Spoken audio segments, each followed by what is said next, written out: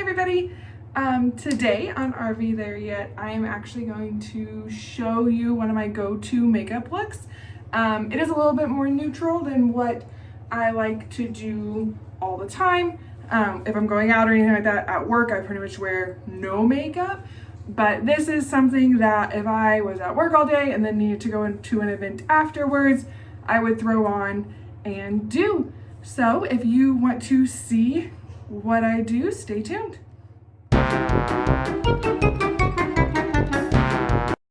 Hey there. So today we're going to start off with a fresh, clean face that has already been moisturized and is ready to go. So I start with this CoverGirl Clean Fresh foundation. It is a dewy foundation and is very light coverage. So I have to pin my hair back first and all that jazz. But I start with this layer just to kind of get the face ready for the foundation. I don't use primer because I've never been able to find one that works for me. So if you have a primer out there that works for combination skin that someday is dry and someday is oily, please let me know because I could definitely use it. But I just beat it in with this beauty blender sponge that I found at the drugstore. But as you can see, it is super light coverage. It is covering up my redness and a few of my acne bits. But besides that, I mean, it's not really changing my face. This is my everyday foundation. It is what I wear to work and daily because it is so lightweight and it leaves your skin looking flawless if you like a fair light coverage. Next, I then top it off with the Kick-Ass All Day Wear foundation by Soap and Glory. So I found this at a Walgreens years ago and fell in love with it. I cannot find it anymore, so if you know anywhere I can find it, please let me know because it is one of my favorite foundations. It is so lightweight. It's a medium coverage and it's a 24-hour wear that is sweat resistant. So I can wear it at the gym and, which I know you're not supposed to wear your foundation at the gym, but I can wear it at the gym and it doesn't come off, which is really nice because I work out in the middle of the day at work. I don't really have to worry about reapplying my makeup if I wear this that day. But I just apply it with a brush, and I'll list all the brushes below, but pretty much every brush I use is from the Jaclyn Hill Morphe collection. Next, I go in with the e.l.f. Hydrating Camo Concealer in a satin finish. This is a pretty heavy concealer, and since I use such a lightweight foundation, I do put a lot on. I highlight my under eyes in the middle of my face like most people, but I know I put a lot on, but it's because I do like full coverage, but I don't like the feel of a full coverage foundation. It kind of sticks to your skin. It makes you feel a little suffocated sometimes, where I found if I do a lightweight foundation with a full coverage concealer, it gives me the same effect with not as heavy as a feel. So I use the same brush that I used for the Soap and Glory foundation, just blend that out all over the eye, to brighten up those spots as well as to make it look like I've slept more than 3 hours that day. Right, just kind of touch it up wherever I can. And then I go in with two different setting powders. One is the e.l.f. HD Loose Powder. I use this to kind of set where I've put the concealer. The next is the CoverGirl Clean Matte Pressed Powder. So what I do is I go in with that same beauty blender that I used for the CoverGirl foundation. I use that and I use the e.l.f. powder and set everywhere that I put concealer. This is a extremely mattifying powder, so that is why I choose to put it on the concealer, because the concealer does have a satin finish, which I'm not the biggest fan of when I have the oily skin. So I use this HD powder. It sets everything, it locks it in place, and it mattifies it tremendously. But it doesn't work for all of the spots of my skin, which is why I go in with the CoverGirl powder. I use a denser beauty blender for this, but I just go in on the areas around my jawline, anywhere that's got foundation. I try to set it because I do tend to have oily skin some days. We live in Houston. I tend to sweat with the humidity. and I noticed I had a blemish on my collarbone that was starting to bother me, so I just covered it up with a little bit of powder and foundation. Didn't really work, but I do that quite a bit. All right, so time to bring some life back to this face. I use the e.l.f. bronzer palette. I don't pick a color. I just swirl my big fluffy brush up in all 4 of those colors and go at it. I was the kid in junior high that had an orange face because all she wanted was to be tan. I unfortunately am still that kid. All I want to do is be tan. I'm very fair, especially when I have my dark hair. So I put bronzer and contour on everywhere. And I love this big brush by Jaclyn Hill and Morphe. It allows me to apply bronzer and apply contour without having such a harsh line. And it gets all over the face, which is what I enjoy. And it just evenly distributes it all over the face. So I obviously focus more onto those temple areas to make that a little bit darker, to cast that shadow. And then I use that same brush to actually contour my nose. If I'm going out and doing a big night look, I will actually contour my nose with a smaller brush, make it look smaller.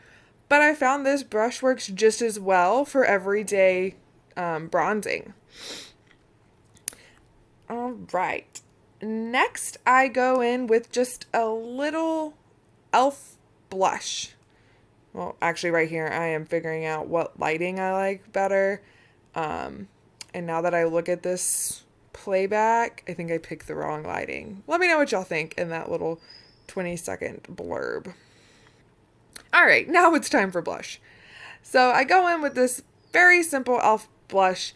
It is not super pigmented, unfortunately, but it is gorgeous on. It is a shimmer blush, so I do have to kind of dig my brush in there and then apply it. But you can see it just leaves your face just rosy enough without being overbearing. It's great for those who don't really like blush.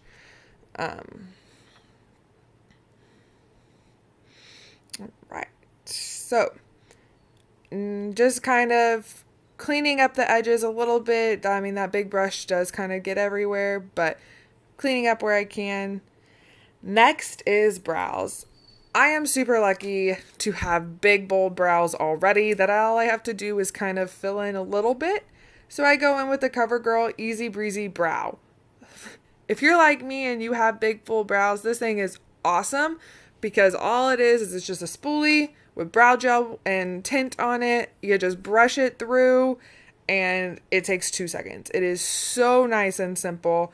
Again, if I was doing like a big night out look, whether it been like a wedding or a party, probably would have filled them in a little bit differently, but this is my everyday brow. It is that simple for me. Sorry. All right, so this is me deciding what eyeshadow look we're gonna go today. This Rachel Leary Revolution makeup palette is my go-to for the most part. However, I love this Rude Party Animal palette. It is from an indie makeup brand. I will drop that in the description below. I actually got it in one of my subscription boxes to Bout Buddies, which is a roller derby subscription box. So this makeup brand, it partners with roller derby girls. I actually believe it is started by a roller derby player. And it is probably my favorite neutral palette. It has the most gorgeous neutrals in it. It's got some great shimmers. It's got a very sturdy black. It is such a cute palette and the pigment payoff is great. I always use the same color as my transition shade. Unfortunately, I cannot say it. I don't think YouTube would appreciate it, but that is what I always use. And then I go into this Rachel Leary palette. I use Tantastic in my crease just to darken it up a little bit. I do love the Party Animal shade because it is very neutral, and actually that's what I wear on my lid normally every day just to give a pop of life into my eye. But the Tantastic shade darkens it up a little bit, gives it a little bit more depth, and since we are doing a more detailed look today, it gives it that pop that you're going to need to brighten up your eyes as well as make it a little bit more dramatic versus the Party Animals color. So here I am just trying to kind of blow it out a little bit, make it a little bit more smoky with that Tantastic color. And now we're going to go in with 666. This has been my favorite red for about the past year, maybe a little bit less, but it doesn't stain my eyes, which is amazing. I know a lot of reds out there are pressed pigments, so they do leave some residue on your eyes when you take them off, which is absolutely normal. But this 666 color really is a beautiful red. It's not a true red in my opinion. It is more of like an infrared or a terracotta color, but it is a gorgeous color that lays on so nicely. It doesn't have too much fallout onto the face, but it doesn't stain the eye, which is great because I can take this makeup off and not look like a goblin the next day. I use a bigger fluffy brush and I just blend all those colors together, not make it so harsh. And that way it has more of a smooth transition into the next color that we're going to use. So I use the same brush that I use for 666 to dip into Fine Wine. This is a beautiful dark maroon shade. I recommend starting out with a lighter hand on it because it can go a little crazy. I remember the first time I used Fine Wine, my entire eye looked like I got punched in the face because I was just like, I'm going to put all this on. Go light with it. Start out, as you can see here, I'm just putting it in the corners because it is a darker color. I'm trying to blow out into that smoky eye, make it a little bit more dimensional, and that is what this Fine Wine is doing. All right. So I'm just continuing to darken it up a little bit. Like I said, a little bit goes a long way with Fine Wine, but it is a buildable color. Start with a lighter hand and then build your way up. And I know my eye looks super messy. I do clean them up afterwards. I probably could do this entire look before I put on my foundation, but it's just not what I'm used to doing. All right. And now to deepen up that corner even more, I use the color 70% and mix it with a little bit of Fine Wine. So 70% is this really rich cocoa color in the palette. But again, it can get really dark really quickly. And sometimes when I put dark colors on my eyes, it makes me look sleepy. I tend to have a hooded eye where I don't get enough sleep, honestly, that day. So my eyes do tend to droop a little bit. So if I use 70% or a black or too dark of a color, it really makes my eyes look a little bit off. So I mix that 70% with Fine Wine, just darken it up. And then I take a fluffy brush and blend it all together to kind of smooth out any of those harsh lines. Like you can see where I've just laid on color. This just blends it all in. It takes a little bit of patience. I still don't have full patience for it. Sometimes I walk out and I look like a zebra and I'm like, whatever, I didn't want to blend today. All right. So now is the fun part. We are going to cut the crease. I use that same e.l.f. camo concealer, put a little bit on the back of my hand. I just get a flat brush from that Jaclyn Hill Morphe collection. And I just go in and try to be as patient as possible when I'm cutting it. Oh yeah, I realized I broke my palette here. I've had this palette for a little while. It has gotten thrown around, beat up, banged up. Yeah, unfortunately I broke it at that moment. But now I just have a really cool mirror and then a palette. But I am not the best at cutting creases. It has taken me a lot of time, and it is one of those things where you have to be so patient, and my eyelid tends to move where I don't want it to. So when I'm cutting a crease, you can see all the funny faces I'm having to make. It is so much intensity and patience that has to go into it. And then I have to make them even, which just is a whole other story.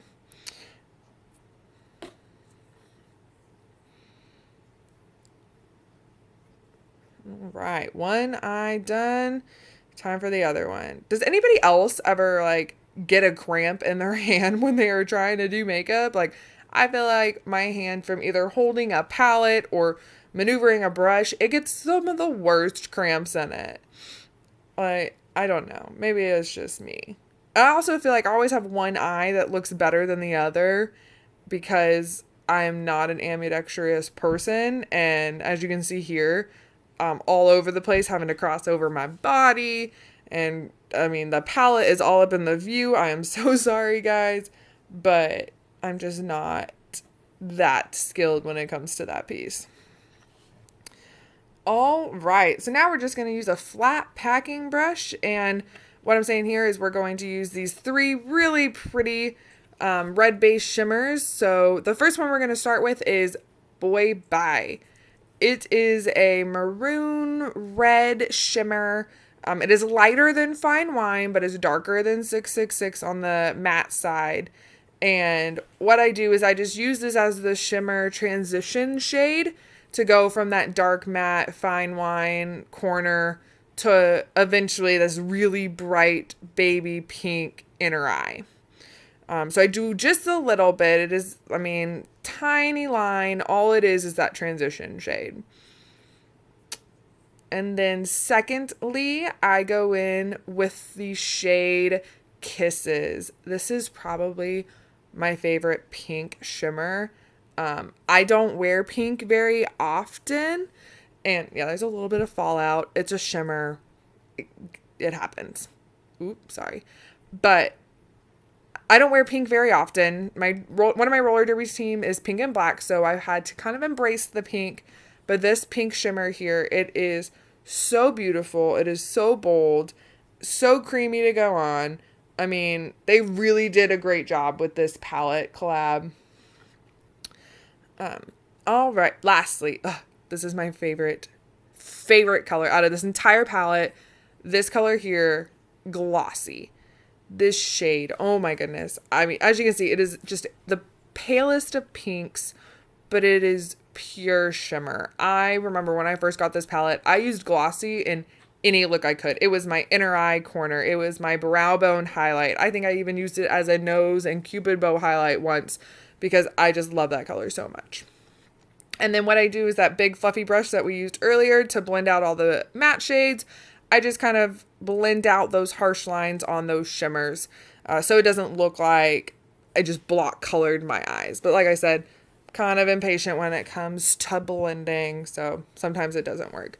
The biggest thing I do try to focus on is blending that. It would be that Boy Bye color with the Kisses color. So it's just melding, melding? Is melding a word? I think so. Doesn't sound right when I say it, but it's just blending those outer corner eyes all the way to that inner corner and making it look like one cohesive piece. And then I'm using that 70% down on my lower lash line. I do understand that it's darker than the rest of my eye, but I don't know. I kind of like the look. It makes it a little bit more dimensional. I think I was trying to also blow it out a little bit into a smoky eye, as you can see in that corner. I did want to take that 70% and make that corner darker. Just never followed through with it. Because then I tried to go and clean it all up.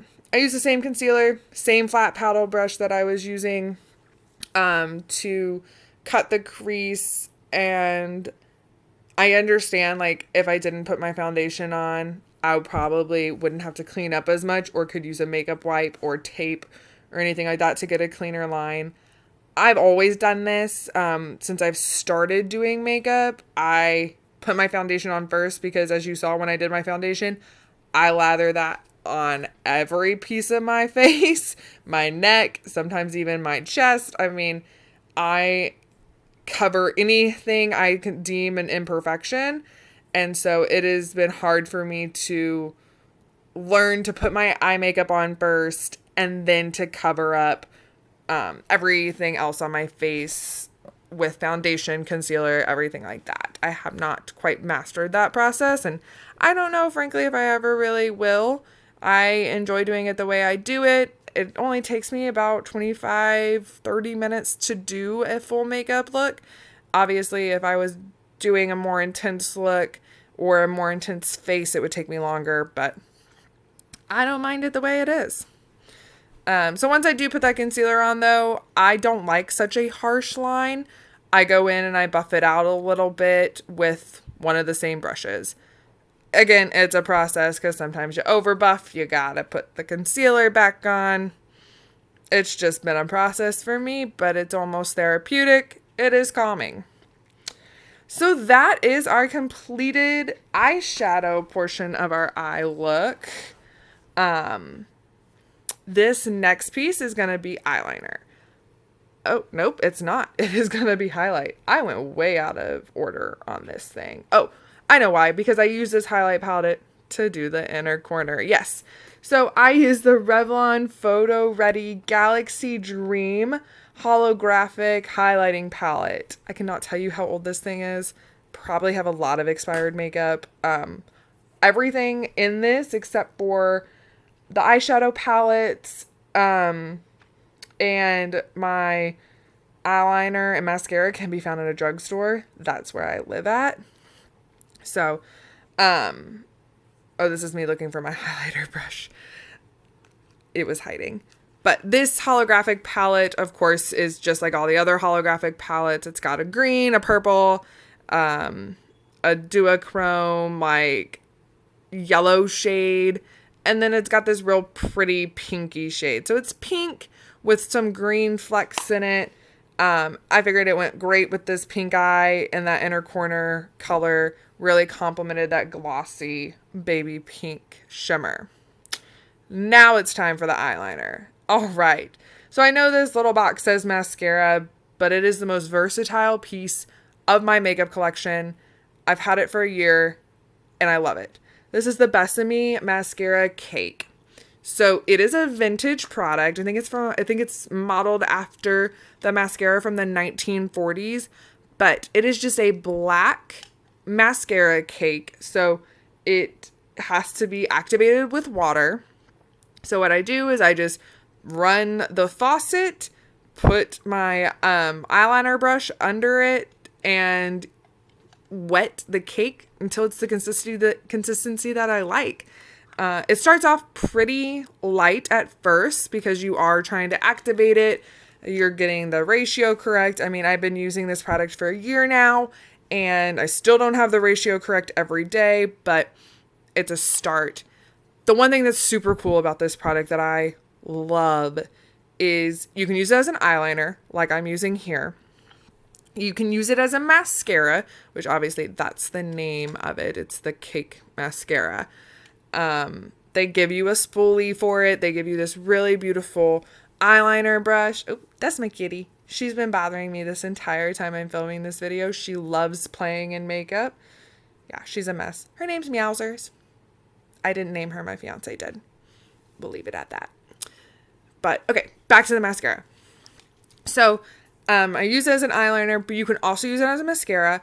I personally don't, just because I love the mascara that I am currently using, but I have used it as a mascara before. They give you a spoolie brush, and you just, same as you do the eyeliner, you just wet the brush, rub your spoolie in it, and then it lifts up your eyelashes. It's actually really dark depending on the consistency, and it is layerable. Can be layered. Again, gotta think if that's a word. But you can layer it. You can make it as dark as you want. You can make it as watery as you want. I do like harsh, bold, black eyeliner, but sometimes if I'm doing a bolder look, I prefer a softer eyeliner. You can also use this, if you have dark hair, as your eyebrows. It's really cool. You just rub your spoolie in there, or you can use the same eyeliner brush and just fill in your eyebrows that way. It doesn't rub off. It doesn't transfer. You could use it as freckles. You could use it for special effects makeup. Like, it is probably my most versatile piece, and I am obsessed with it, if you can't tell. All right, so that is the eyeliner, that is the eye color, and to complete the eye look, I don't wear lashes just because they irritate my eyes. I wear them occasionally for big occasions like weddings, concerts, parties, but, oh, there goes that mascara face.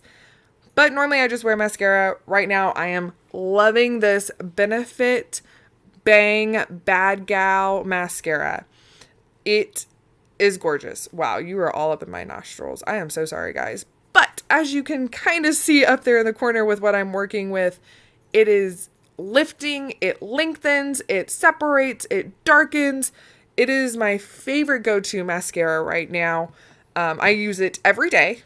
I need to buy one that is not a sample size because I do love it that much. But if you look, you can see how separated they are. It is not clumpy when I use it. It doesn't shed. Like, I do have some mascaras that dry out and they shed everywhere, and I can't stand it. All right, so that is everything except for the lips. I'm going to dig through my bag here, see what I've got. Oh yeah, this is the Sophia Nygaard ColourPop collab for her Franken lipsticks. This is the color Bikini Bottom. I love these colors. They are creamy and comfortable to wear, but not all of the Franken lipsticks look great with my skin tone. So I do use a lot of the neutrals as a base. Like this one here, it is a beautiful color. Just doesn't really match my skin tone too well. So I'll use it as a base. As long as I don't break it, but I use it as a base, get everything kind of situated. As you see, it kind of blends in. It's not the most vibrant on my skin. And then I top it with a liquid lip. This one, I'm using the Everlasting liquid lipstick by Kat Von D, which is now KVD Vegan Makeup. This is in the shade Mother. Again, this is probably expired. I've had it for a really long time. It is all over my teeth in this view. Good night. But I just use this color to kind of brighten up everything. It makes it more of a pinky neutral than that dark brown neutral, which complements my skin better, as well as this eye look. All right, see? So I still have those dark corners, but then I have that real pretty pink neutral center. All right, that is everything. I'm going to take down my hair. Still got makeup on my teeth and not noticing everything. And that is it. Thank y'all for watching.